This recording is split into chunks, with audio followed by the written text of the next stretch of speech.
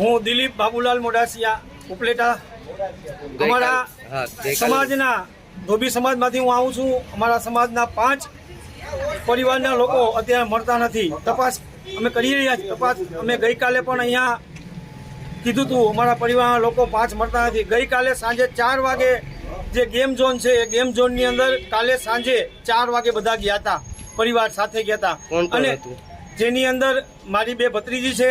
એક ભત્રીજીના લગ્ન હમણાં જ થયા છે, હજી 2 મહિના પહેલાં। એક મારા મામાના દીકરાનો દીકરો છે અને એક એમના માસીનો દીકરો, એમ કરીને કુલ 5 સ્વજનો ગયા છે।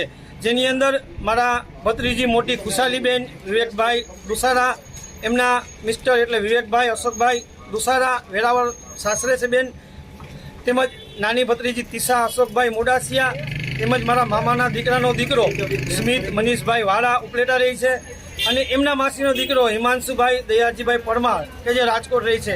અમારા પરિવારના જ્ઞાતિના ધોબી સમાજના આ 5 લોકો કાલે સવારે 11 વાગે ગયા હતા, કાલે સાંજે 4 વાગે ગયા હતા।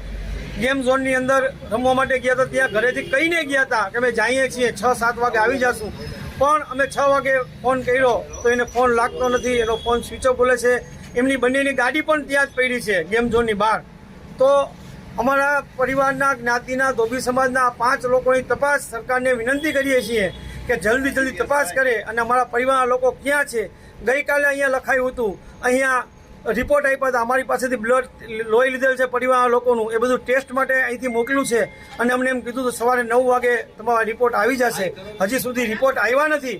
તો સરકારને વિનંતી કરીએ, તંત્રને વિનંતી કરીએ, 2 હાથ જોડીને વિનંતી કરીએ છીએ કે અમારા પરિવારના લોકો ક્યાં છે એમની તપાસ તમે કરો, અને જલ્દી ને જલ્દી અમારા પરિવારના 5 કે જેને હજી મૂછું વીડી નથી એવા અમારા પરિવારના 5 લોકો અત્યારે હાલમાં મળતા નથી। તો એમને વિનંતી કરીએ, સરકારને વિનંતી કરીએ કે ક્યાં છે। અને બીજી એક વિનંતી અમારી એ છે કે જે મેનેજમેન્ટ છે, એ આયોજક છે, જે મેનેજર છે એ ગેમ ઝોનના, એમને પણ સખને સખ સજા દેવી જોઈએ, કારણ કે આવું બીજી વાર પણ થશે।